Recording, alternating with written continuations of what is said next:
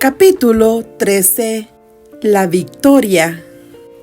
Entonces el diablo le pasa a la santa ciudad y le pone sobre las almenas del templo y le dice: si eres hijo de Dios, échate abajo, que escrito está: a sus ángeles mandará por ti, y te alzarán en las manos para que nunca tropieces con tu pie en piedra. Satanás supone ahora que ha hecho frente a Jesús en su propio terreno. El astuto enemigo le presenta palabras procedentes de la boca de Dios. Se da todavía por un ángel de luz y evidencia conocer las Escrituras y comprender su significado. Como Jesús empleó antes la palabra de Dios para sostener su fe, el tentador la usa ahora para apoyar su engaño. Pretende haber estado tan solo probando la fidelidad de Jesús y elogia su firmeza. Como el Salvador había manifestado confianza en Dios, Satanás le insta a dar otra prueba de su fe. Pero otra vez la tentación va precedida de la insinuación de desconfianza. Si eres hijo de Dios. Cristo se sintió tentado a contestar al sí, pero se abstuvo de la menor aceptación de la duda. No podía hacer peligrar su vida a fin de dar pruebas a Satanás. El tentador pensaba aprovechar de la humanidad de Cristo e incitarle a la presunción. Pero aunque Satanás puede instar, no puede obligar a pecar. Dijo pues a Jesús: échate abajo, sabiendo que no podía arrojarle porque Dios se interpondría para librarle. Ni podía Satanás obligar a Jesús a arrojarse. A menos que Cristo cediese a la tentación, no podía ser vencido. Ni aun todo el poder de la tierra o del infierno podía obligarle a apartarse en un ápice de la voluntad de su Padre. El tentador no puede nunca obligarnos a hacer lo malo. No puede dominar nuestra mente a menos que la entreguemos a su dirección. La voluntad debe consentir y la fe abandonar su confianza en Cristo. Antes que Satanás puede ejercer su poder sobre nosotros. Pero todo deseo pecaminoso que acariciamos le da un punto de apoyo. Todo detalle en que dejamos de alcanzar la norma divina es una puerta abierta por la cual Él puede entrar para tentarnos y destruirnos. Y todo fracaso o derrota de nuestra parte le da ocasión de vituperar a Cristo. Cuando Satanás citó la promesa: a sus ángeles mandará por ti, omitió las palabras: que te guarden en todos tus caminos, es decir, en todos los caminos que Dios haya elegido. Jesús se negó a salir de la senda de la obediencia, aunque manifestaba perfecta confianza en su Padre. No quería colocarse sin que le fuera ordenado, en una posición que justificase la intervención de su Padre para salvarle de la muerte. No quería obligar a la providencia a acudir en su auxilio y dejar de dar al hombre un ejemplo de confianza y sumisión. Jesús declaró a Satanás: escrito está, además, no tentarás al Señor tu Dios. Estas palabras fueron dirigidas por Moisés a los hijos de Israel cuando tenían sed en el desierto y exigieron que Moisés les diese agua, exclamando: ¿está pues Jehová entre nosotros o no? Dios había obrado maravillosamente en favor suyo. Sin embargo, al verse en dificultades, dudaron de él y exigieron pruebas de que estaba con ellos. En su incredulidad, trataron de probarle. Satanás instaba a Cristo a hacer lo mismo. Dios había testificado ya de que Jesús era su Hijo, y ahora pedir pruebas de que era el Hijo de Dios era dudar de la palabra de Dios, era tentarle. y se podía hacer lo mismo al pedir lo que Dios no había prometido. Era manifestar desconfianza, en realidad tentarle. No debemos presentar nuestras peticiones a Dios para probar si cumplirá su palabra, sino porque Él la cumplirá. No para probar que nos ama, sino porque Él nos ama. Sin fe es imposible agradar a Dios, porque es menester que el que a Dios se allega, crea que le hay, y que es galardonador de los que le buscan. Pero la fe no va en ningún sentido unida a la presunción. Solo el que tenga verdadera fe se halla seguro contra la presunción, porque la presunción es la falsificación satánica de la fe. La fe se aferra a las promesas de Dios y produce la obediencia. La presunción también se aferra a las promesas, pero las usa como Satanás para disculpar la transgresión. La fe habría inducido a nuestros primeros padres a confiar en el amor de Dios y a obedecer sus mandamientos. La presunción los indujo a transgredir su ley, creyendo que su gran amor los salvaría de las consecuencias de su pecado. No es fe lo que reclama el favor del cielo sin cumplir las condiciones bajo las cuales se concede una merced. La fe verdadera tiene su fundamento en las promesas y provisiones de las Escrituras. Muchas veces, cuando Satanás no logra excitar la desconfianza, nos induce a la presunción. Si puede hacernos entrar innecesariamente en el camino de la tentación, sabe que la victoria es suya. Dios guardará a todos los que anden en la senda de la obediencia, pero el apartarse de ella es aventurarse en terreno de Satanás. Allí lo seguro es que caeremos. El Salvador nos ha ordenado: velad y orad para que no entréis en tentación. La meditación y la oración nos impedirán precipitarnos, sin orden alguna, al peligro, y así nos ahorraríamos muchas derrotas. Sin embargo, no deberíamos desanimarnos cuando nos asalta la tentación. Muchas veces, al encontrarnos en situación penosa, dudamos de que el Espíritu de Dios nos haya estado guiando. Pero fue la dirección del Espíritu la que llevó a Jesús al desierto para ser tentado por Satanás. Cuando Dios nos somete a una prueba, tiene un fin que lograr para nuestro bien. Jesús no confió presuntuosamente en las promesas de Dios, yendo a la tentación sin recibir la orden, ni se entregó a la desesperación cuando la tentación le sobrevino. Ni debemos hacerlo nosotros. Fiel es Dios, que no nos dejará ser tentados más de lo que podéis llevar. Antes dará también juntamente con la tentación la salida, para que podáis aguantar.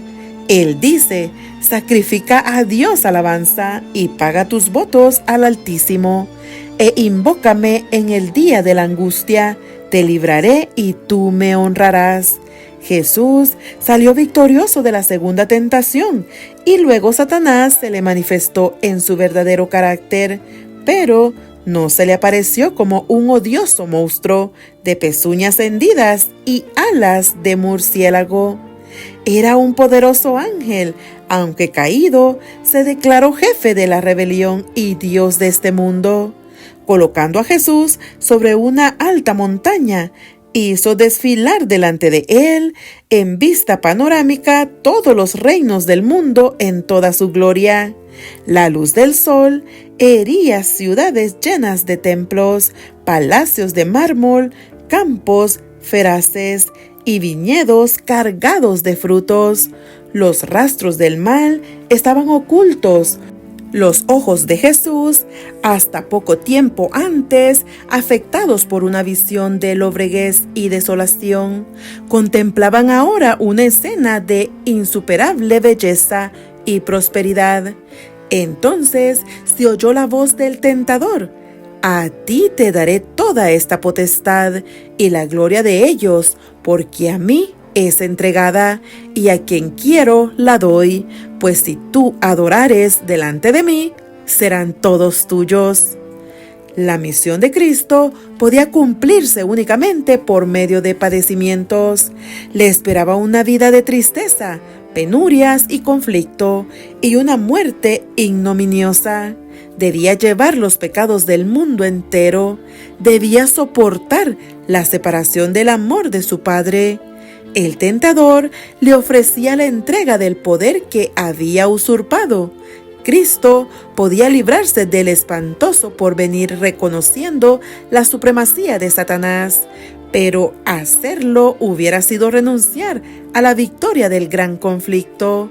Tratando de ensalzarse por encima del Hijo de Dios, era como Satanás había pecado en el cielo. Si prevaleciese ahora, significaría el triunfo de la rebelión.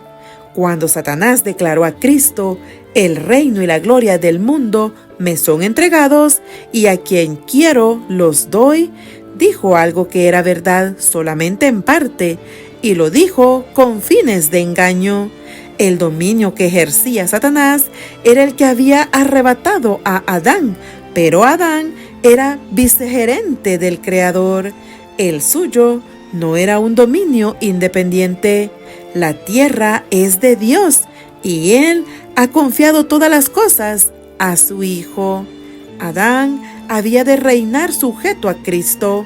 Cuando Adán entregó su soberanía en las manos de Satanás, Cristo continuó siendo aún el rey legítimo. Por esto el Señor había dicho al rey Nabucodonosor: el Altísimo se enseñorea del reino de los hombres, y a quien Él quiere lo da. Satanás puede ejercer su usurpada autoridad únicamente en la medida en que Dios lo permite. Cuando el tentador ofreció a Cristo el reino y la gloria del mundo, se propuso que Cristo renunciase al verdadero reino del mundo y ejerciese el dominio sujeto a Satanás. Tal era la clase de dominio en que se cifraban las esperanzas de los judíos. Deseaban el reino de este mundo. Si Cristo hubiese consentido en ofrecerles semejante reino, le habrían recibido gustosamente. Pero la maldición del pecado, con toda su desgracia, pesaba sobre él. Cristo declaró al tentador: «Vete, Satanás, que escrito está: al Señor tu Dios adorarás y a Él solo servirás». El que se había revelado en el cielo ofreció a Cristo los reinos de este mundo para comprar su homenaje a los principios del mal. Pero Cristo no quiso venderse. Había venido para establecer un reino de justicia y no quería abandonar sus propósitos. Satanás se acercaba a los hombres con la misma tentación y tiene más éxito con ellos. Les ofrece el reino de este mundo a condición de que reconozcan su supremacía. Demanda que sacrifiquen su integridad, desprecien la conciencia, satisfagan su egoísmo. Cristo los invita a buscar primero el reino de Dios y su justicia, pero Satanás anda a su lado y les dice: cualquiera sea la verdad acerca de la vida eterna, para tener éxito en este mundo, debéis servirme. Tengo vuestro bienestar en mis manos.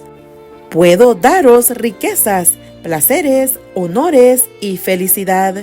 Oíd mi consejo. No os dejéis arrastrar por nociones caprichosas de honradez o abnegación. Yo os preparé el camino, y así multitudes son engañadas. Consienten en vivir para servirse a sí mismas, y Satanás queda satisfecho. Al par que las seduce con la esperanza del dominio mundanal, conquista el dominio del alma. Pero él ofrece lo que no puede otorgar, lo que pronto se le quitará. En pago, las despoja de su derecho a la herencia de los hijos de Dios. Satanás había puesto en duda que Jesús fuese el Hijo de Dios. En su sumaria despedida, tuvo una prueba que no podía contradecir. La divinidad fulguró a través de la humanidad doliente. Satanás no tuvo poder para resistir la orden. Retorciéndose de humillación e ira, se vio obligado a retirarse de la presencia del Redentor del mundo.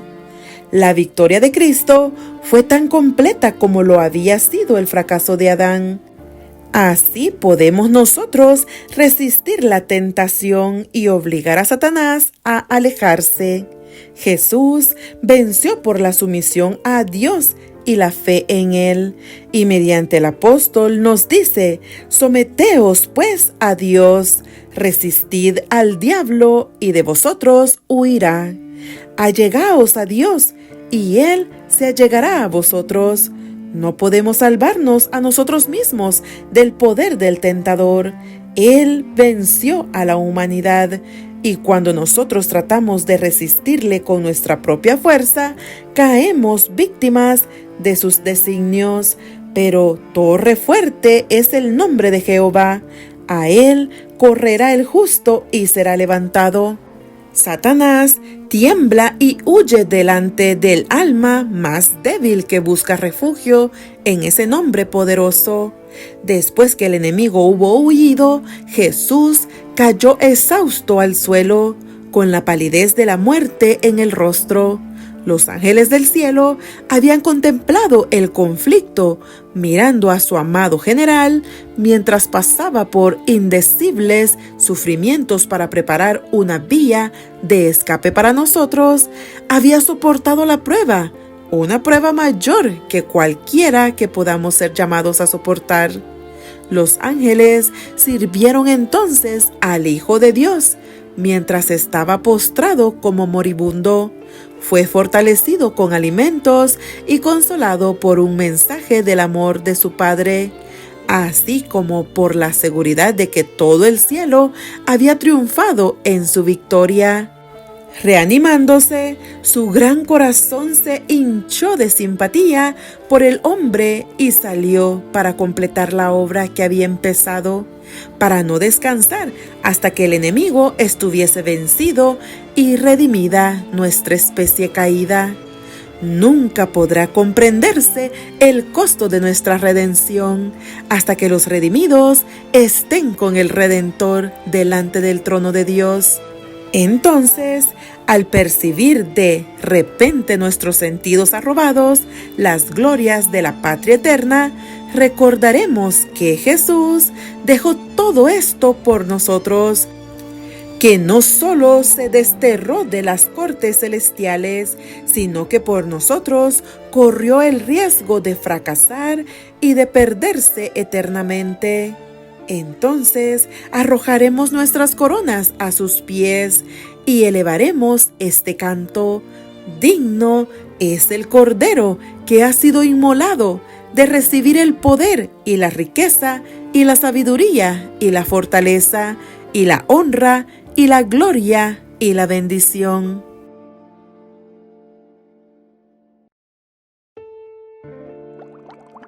Dale like y suscríbete. Que Dios te bendiga.